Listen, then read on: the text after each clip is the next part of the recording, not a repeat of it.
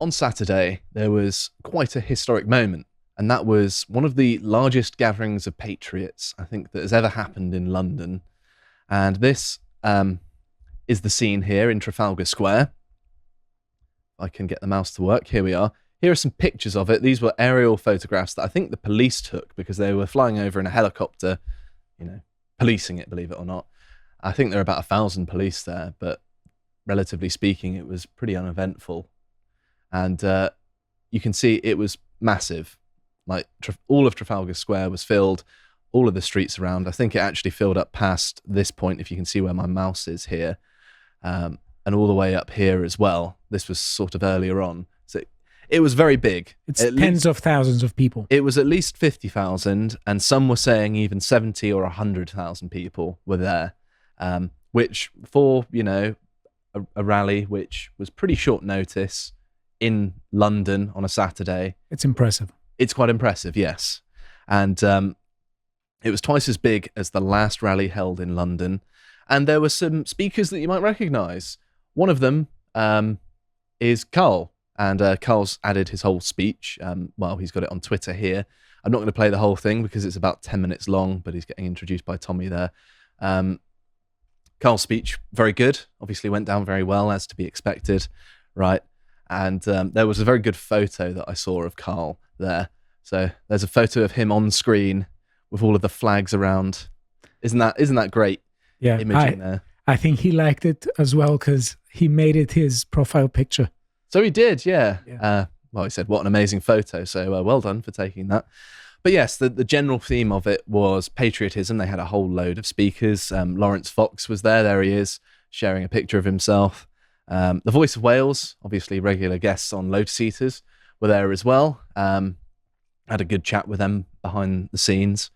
And there are also many other speakers that I won't name just for the sake of time, but all the information's out there. There was a former soldier that I listened to. There were plenty of members of the Christian church there. There were plenty of musicians. You can see some on stage there already. And some other people there. Who are these two people? We were there causing mischief, defacing Nelson's column. No, we're just sat there behind the scenes in the shade because it was a really hot day, which I think probably helped with people turning up. It's nice that you see the monuments without any graffitis on them. Yes, there wasn't any litter or graffiti. The bottles there, that bottle was belonging to someone else, and the one next to Bo was his. So we didn't even leave any rubbish. We're better than that, obviously. We were just sat there because that's pretty normal to sit there. It's not disrespectful or anything.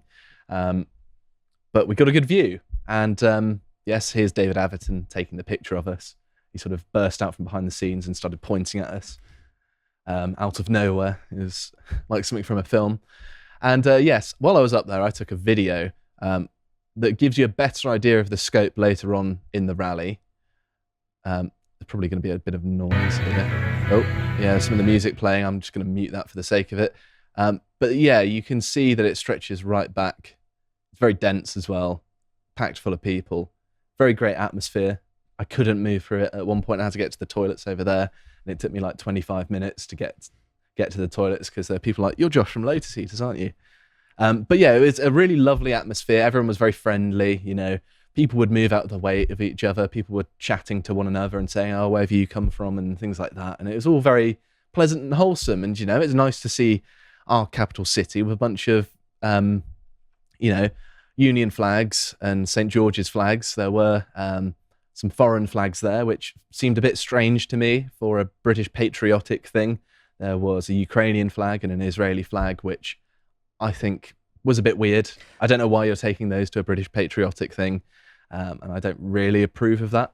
I saw a tweet by David Atherton saying that he spotted a number of foreign flags. Mm-hmm. And I must say, the way I see it, it's not necessarily bad because there is an understanding at the moment, especially in Europe, that you can love your nation without disrespecting other nations. Mm-hmm. So if people were there with foreign flags, but agreeing with the premise and the principle of the rally, mm-hmm. I don't particularly think that that's bad. I think that, mm-hmm. that's good. Yeah, well, I think it is. the concern's slightly more about the causes behind them. If you turned up Stelios, yes. You turned up Stelios with a Greek flag, I'd be like, that's fine. Stelios, he likes Britain. He likes to talk about British politics. He's, on side, but he is Greek. It makes sense that you care about Greece. I wouldn't be as confused about that, but it's more that what they represent as political issues, and I don't see that Britain's involvement in those things being important, really. Okay. It's basically none of our business, is my sort of position on it. So because of this, of course, being announced early, there was a counter-protest organised, I believe, by Stand Up to Racism, which they say fascists are not welcome in London or anywhere. Join the mass mobilisation to isolate fascist fraudsters like Tommy Robinson. So, they're against fascism, but they want to drive people out. But yes, there we go. They've got a picture of Tommy when he got pepper sprayed, I think. And they're trying to present all of these British patriots here as fascists, which is obviously not true. No, obviously not true. Mm-hmm. I mean, for a start, the flags were British flags. They didn't have, the lightning bolt of the British fascist movement. They didn't have any of those flags, in fact. And it wasn't like there were people going around telling people to take the flags down or whatever. They just weren't any. I didn't see any at all. Also, if we mention some history, last time I checked, England was at war with fascist Italy in World War II. Mm-hmm. So by being patriotic about England and Britain, one is definitely not a fascist. I mean, there were soldiers there as well talking about World War II, and it got cheers. Yes, it's still a very popular thing, right? In fact, silly. The left is more fascist. Is much more fascist than. It's funny that, isn't it? Yeah, but the speakers at their event were much more inclined to call everyone there a fascist than your average person, and it was sort of an alliance of foreigners, unionists, and socialists. Yeah. So it's like the Mos Eisley collection of people, hive of scum and villainy. So here we are. Here's their march, and I think that this will be the gist of it. They were very far away, so they didn't really come into contact with the people in Trafalgar Square. I don't think it was nearly as big as the patriotic one. So through their sort of frame, if Tommy Robinson stands for racism, then racism is winning quite significantly against Stand Up to Racism. Obviously, that's not what it's about. These people are people with nothing better to do. They just want a virtue signal. Notice how the only national flag there is a Palestinian one. Yes. It's almost like they're not pro-British. It's almost like, they're people in Britain that don't actually like the country they live in. It's strange.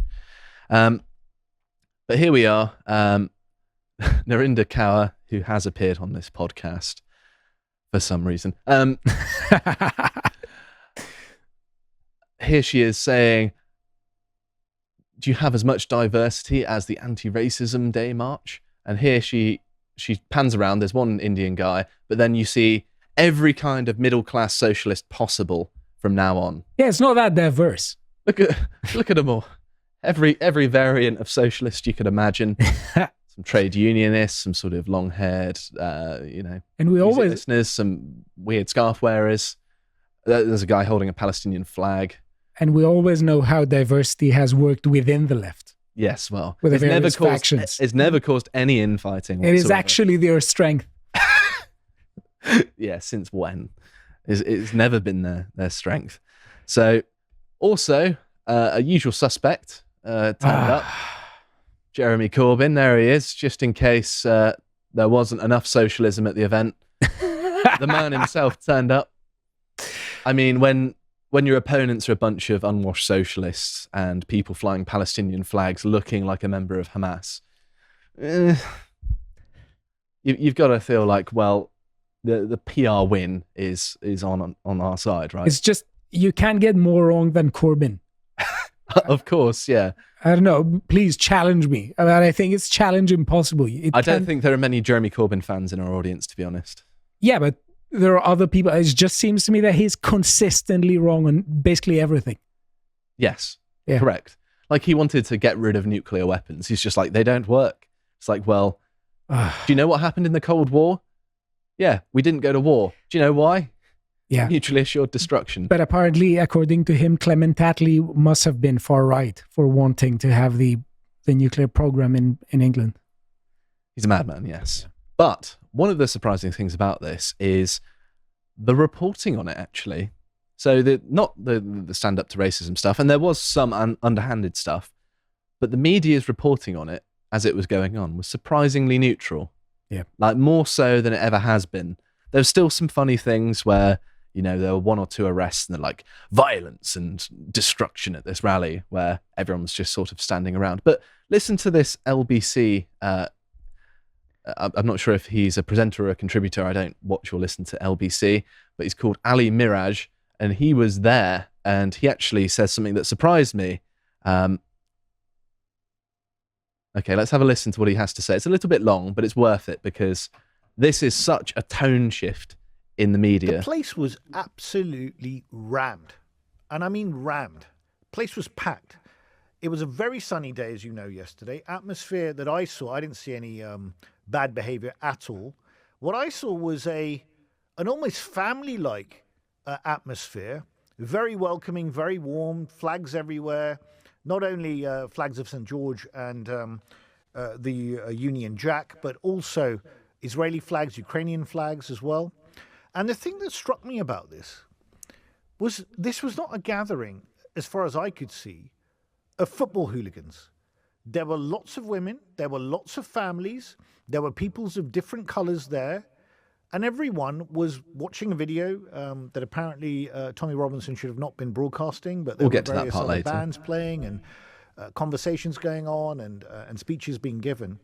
But the overall atmosphere was one of people feeling that they wanted to come together to actually try and, in their views, save their country. And to quote Tommy Robinson, he called on his supporters to come to London yesterday because, and I quote, "we want our country back."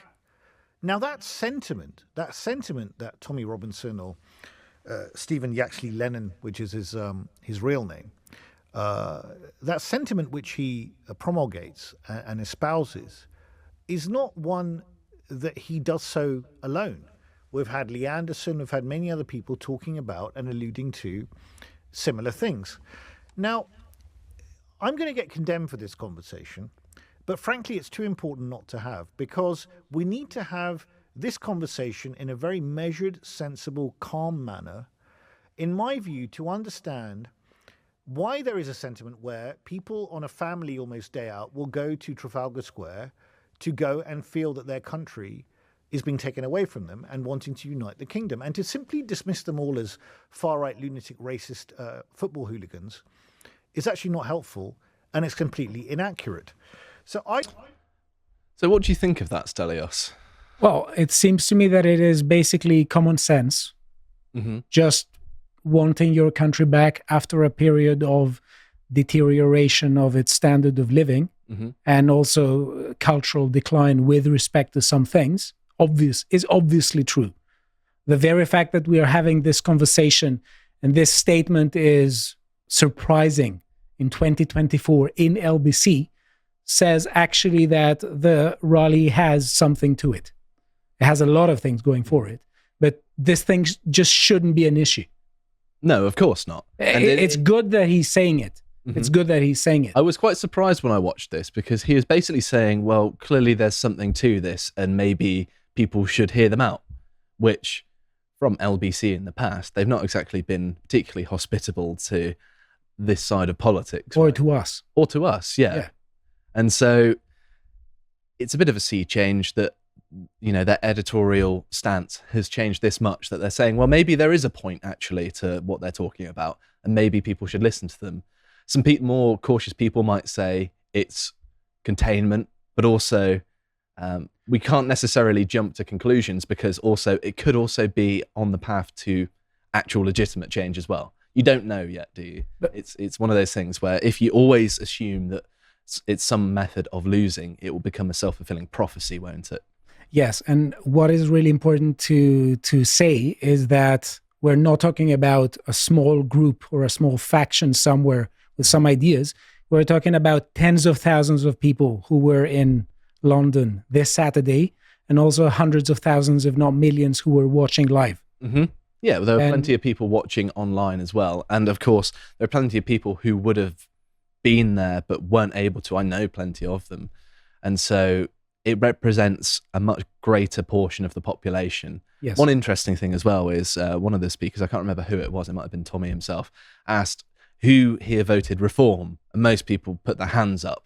So if, there's a large degree of overlap between Reform voters and people who attended the rally, then it could be, 4 million people, if not more, which is enough of a population to have some sort of significant political movement out of, isn't it? Exactly, yeah. So it does speak of some sort of larger resistance to it. And we've got the fact that this is happening at the start of a Labour government could mean that there is a lot of momentum to carry things forward into the future, potentially, that will see some meaningful changes. The kinds of policies that we at Lotus Eaters, although we don't always agree on everything, it's the kind of direction we want to see things going, right?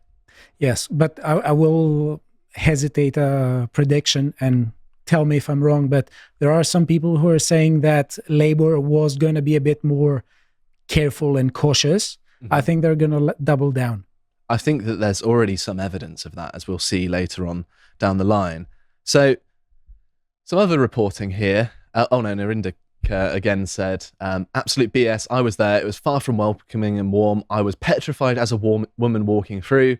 The other march, however, was really safe space for all, which sounds really lame because she's just saying, I was petrified as a woman. So there's no actual evidence to suggest that she was unsafe or anything. It was in her own head. Question. Has she written similar things about other protests, other rallies? I don't know. I try to avoid reading that sort of thing. But I imagine it's all politically motivated. Yeah, but that would be very telling because we are talking about some other rallies that are vocally in favor of regimes that are not particularly friendly to women. So I would really like to see what she would have to say about that. I'd like to see her in the marches, which are Islamic in nature, when mysteriously they turn out all to be men. I wonder how that happens. I wonder how welcome she'd be there. So here's Sky News. Thousands of Tommy Robinson supporters have gathered in protest in central London. That's quite neutral, isn't it? Yeah. That's almost, dare I say, objective reporting. Except it changes a little bit if you click on the article. So this is what you see on Twitter. You click on the article. 2 men arrested for alleged attack on anti-racism activist at Tommy Robinson rally. I mean, we don't know the details of this, but presumably it was 2 people in at least 50,000. So even if, that's still a very, very small proportion. We don't know the details of it yet. We don't know whether Sky News is reporting on it correctly. It could have been that someone was aggravating them and attacked them. The information is just not out yet. However, it's interesting that media outlets like Sky have cherry-picked these isolated incidents and tried to smear it as this violent thing, when actually all of the videos, all the people that there said it was peaceful, it was a family thing. People were being very friendly to each other. I know, I was there. It was like that. Also, a rally happened and no monument was desecrated. Mm-hmm. I didn't see much litter left behind. People were tidy. People were nice and orderly and polite. I don't know. That's the way to be. Yeah, people were dancing and singing to music. I mean, my goodness, it was terrifying. So there's also this one here. Thousands joined Tommy Robinson March in London. This is the BBC.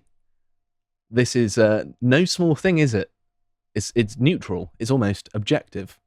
Perhaps some of the text, which I don't have the time to go through, might be a bit more. I mean, they mentioned the stand-up. They say is far right there. And they also say, claim the event was the biggest patriotic rally the UK had ever seen. And then they mentioned stand up to racism pretty quickly. And Jeremy Corbyn. Okay. Can we scroll down and see towards the end of the article whether they're describing the rally in different ways? Okay. They name drop his real name there. Yeah, but if we go a bit up, because usually they describe someone as far right on top of the article, and then when it goes down, they drop the term. They normally do, yeah. Well, we'll see later. Promoting patriotism There we go. Yeah.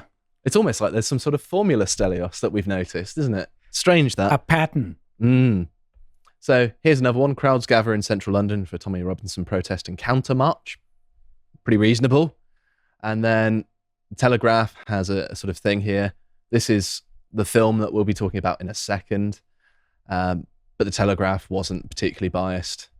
It's sort of painting him almost as a political prisoner. They even did a key moments thing, so they covered it in pretty good detail here. They're talking a lot about policing here, like before and after. So they did still focus on that aspect of it, even though it was unironically mostly peaceful. I mean that in the actual sense this time, rather than the CNN sense. And obviously GB News would be pretty favourable. And it's just saying, yes, there were lots of police, and they framed it as to separate the Jeremy Corbyn-backed counter-protest. So that was why there were lots of police. So well done, GB News, for actually explaining why there was a large police presence there. And most of them were sat in their cars all day doing nothing, hanging around, having coffees and chilling out. Yeah. So they had a pretty quiet day. Of course, socialist newspaper says it's time to say no to hatred and division. Corbyn's rallying cry as 15,000 Robinson supporters descend on London Street. Come on. And now I know socialists are not good with numbers, all right, but 15,000. But are they good at anything? No. They are good at one thing. They're good at dieting people because there's no food left when a socialist takes over for people to overeat. Yeah, but that is unintentional. It's an unintentional consequence. But one thing they really know is hatred and division. Mm-hmm. That's exactly what it is. That's exactly what they're doing. And what people are doing is much more important than what they are saying they're doing. It's funny that they're also downplaying the number, like 15,000. Really? Yeah. Really? It was more than that. Anyone can see that. There were some people who were sending stuff to the police and they were saying, it's so boring. It's so boring now, especially for the previous rally, that it's so boring. Nothing's going on. And then they went out making tweets about how horrible it was. Come on. It is silly, isn't it? So one of the things that happened was Tommy screened his documentary called Silence. And this is about how the courts persecute people for their political beliefs and how they're not unbiased as they're framed to be, which I think is a very uncontroversial thing in this day and age. I think we've seen plenty and plenty of examples of this happening in politics. And he was actually, I think he was forced to not play it because it was libelous. That's what people have been saying anyway. And so he was prevented by a court order not to show it, but he showed it anyway at the rally. And this resulted in this. This is an admin post. This isn't from him himself, one of his team. Within 24 hours of showing this film, exposing the corruption of the judiciary, Tommy this evening is being charged with terror offences. And this is true. This has been reported by lots of other outlets as well. And there's also release of an audio clip, which is quite long, and I'm not going to play it. But he's basically explaining to his ex-wife what's going on, what he talked about. But I can give you a sort of summary just to save your time. But we do have it linked in the reading list down below on the website. So if you're watching on another platform, you can click the link through to our website, find the podcast page, and beneath the videos will be our reading lists for all the links we've included, which we always put up, by the way. But basically he says he was interviewed for 6 hours after being picked up on the Terrorism Act. And then they got access to his phone, so got all of his information. And he has ongoing court cases with the state at the minute. So there are sort of conflict of interest things going on there. So that's, his plans for his legal defense going on, supposedly. But according to him, he was asked about the event itself, and the size of it and his intentions and things like that.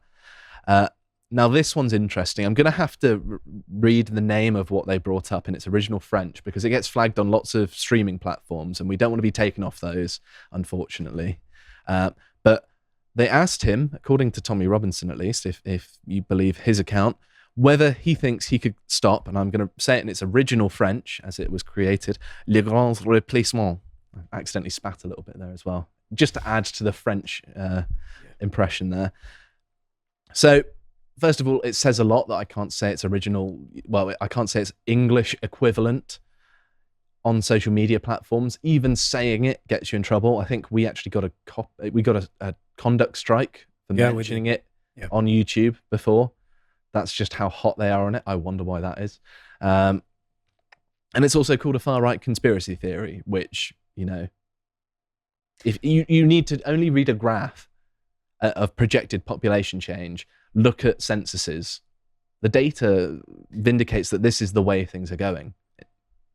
Yeah. Sorry. So no, I just want to say, because I've also presented something on this. The theory is one thing, facts are the other. So there are theories. There are many theories about the issue. Facts speak for themselves. We can talk about populations, about birth rates, how they are, developing, and that's beyond doubt. In fact, you would say many of the central governments and central government agencies, both in England and in the European Union, they're taking that as a fact. And they're saying that because the birth rates aren't sustaining a particular number of the population that the GDP requires, well, we need to open the borders. Which is a fallacious argument anyway, isn't it? Absolutely. And the final thing they asked Tommy about, which I thought was kind of amusing actually, was they asked him about Israel. And they talked about, well, surely Palestine has a right to exist and things like that. But yes, make of that what you will.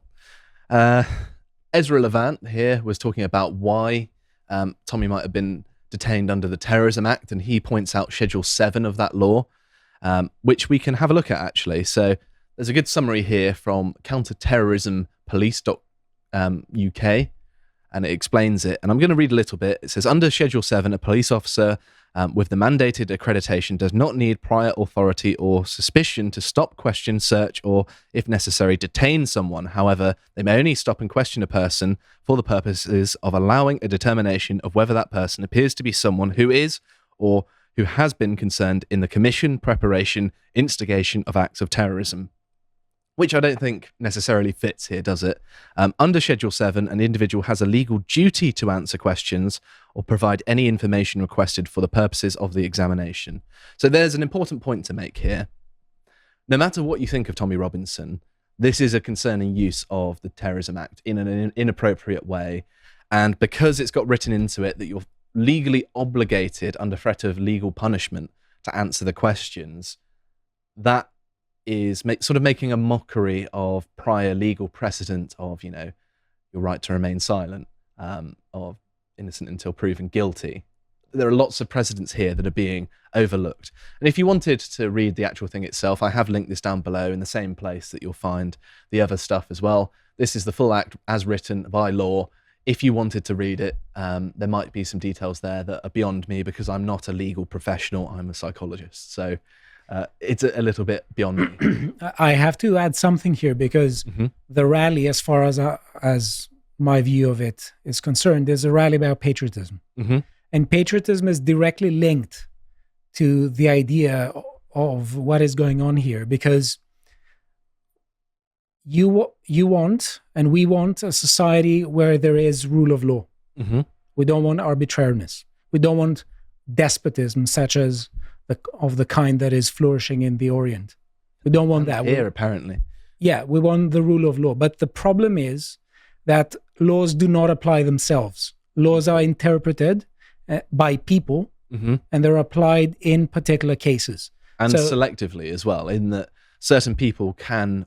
We see this a lot in the United States, particularly in lower courts rather than the Supreme Court. People will twist the word of the law to mean anything they want. Exactly. That is why we cannot rest assured just with having principles in the abstract, just by saying we have the rule of law, full stop, nominally speaking. We need to have a culture that promotes the ideology and the ideas that make the rule of law something important and ideal to cherish. And that is precisely what the left is doing by destroying the idea that patriotism is a civic ideal, which it is. And it is a civic ideal because it is precisely the idea of being a member of a culture which you praise, you try to find what is good in it and feel gratitude for it. And because you do so, you think you're part of something bigger, and you are going to show the eternal vigilance that, as classical liberals were saying, and classical Republicans, will keep tyrants at bay. Mm-hmm. Patriotism is specifically that. It has specifically to do with promoting a culture. And it is very telling when the people who are trying to prosecute someone who is hosting a rally on patriotism are doing it in the name of rule of law. Yes, it's a complete inversion of what it should mean, isn't it? Yeah. But no, very well said. So it's worth mentioning as well that it's not even entirely clear which police were involved. I think my best guess would be that it were because Tommy was picked up in Folkestone, which is where you get the Channel Tunnel to the continent. Maybe it was the border police there. They do have plenty of police there. I actually went on a road trip through Europe not too long ago. So I went through all of those. And I know that there is a large police presence there. So it is entirely possible that he got picked up there where he was arrested and it wasn't an external police operation from that. And they had something flag up on their system, perhaps. I don't know. But the Met Police, who were involved in the actual rally, said that they had no involvement and were actually unaware of this going on at all. And there's Carl here saying that actually the Met did pretty well regarding the policing, and I can find no fault in the way they've handled all of it, which I think is fair. I agree with Carl on that one. I was there as well. I was with Carl for a lot of it, and I saw the same things. And I think that that's a perfectly reasonable presentation of it, to give them credit, you know. I'm pretty harsh on the Met Police, but I know that, you know, they're not always terrible. Even bad people can always be, you know, broken clocks different. Can show time correctly twice a day. There we go. Exactly. Okay. That was the phrase I was looking for. So there have been some reactions to the arrest, particularly from people like Elon Musk. So I believe it was End Wokeness tweeted this out, and then Elon Musk said, what did he do that was considered terrorism? And then they replied, he screened this documentary, and Elon Musk says, that's it. So even Elon is paying attention to this at the minute. So it's kind of interesting that this has now got a global significance. And here we've got one of Reform's 5 MPs. This is Rupert Lowe, who's the MP for Great Yarmouth, says, is this action proportionate and in line with how the streets of London have recently been policed? More details are urgently required. All must be treated fairly and equally by the law. So it sounds like there are members of Parliament actually bothered by what's going on here and these anti-terror laws, which you would think that, considering the overlap between people who support Tommy and Reform voters, is pretty much a circle. There's a certain amount of incentive for him to do that. And I heard at some point, maybe this has changed now, that Rupert Lowe was the first Reform MP who even mentioned the rally. I think he may well have been. Yeah. Farage hasn't said anything. I know that much. So there was a protest outside of Downing Street, which I think was organised by Lawrence Fox. This was there for quite some time, demanding he be released. You see Free Tommy there. I imagine those banners get used quite a lot these days. And finally, it's worth mentioning, eventually he was released on bail, but I think he's still facing some more legal charges eventually. He's just free to walk the streets for now. But yes, that's pretty much what happened. There he is on the day of the rally. They're talking all about it. But what do you make of all of this in sum now, Stelios? Now I've been through the whole story. I think that basically caring for your country, caring for sustaining an idea of social cohesion structured around national identity has been unfairly demonized. Anything can backfire, but just presenting that caring for your own country is demonic is absolutely atrocious and atrociously wrong. So that's what I make of it. So yes, obviously there's lots of concerning things going on here, and whatever you make of Tommy Robinson, what you can certainly acknowledge here is that there are lots of concerning lines being crossed by people who are opposed to him that I think no reasonable, decent person should have to tolerate. And I think that if a president gets set where people like him can get persecuted in that way, it's only going to get worse. And eventually it'll even get to the point where perhaps normal people will be persecuted in these sorts of ways. And even if you disagree with some of the details of what he says, I think it's still important to push back against the people who are persecuting him, because otherwise the alternative is they come for us next. I hope you appreciated that segment from the podcast The Lotus Eaters, and if you want to see what else we're up to, you can watch Dan's series, Brokenomics, where he interviews former Conservative MP Marcus Fish about what he believes led to the Conservative Party's defeat and his frustrations with the party. And if you want to see what else we're putting out, we share links to everything on our Twitter account so you don't get to miss anything. Thank you very much for watching, and goodbye.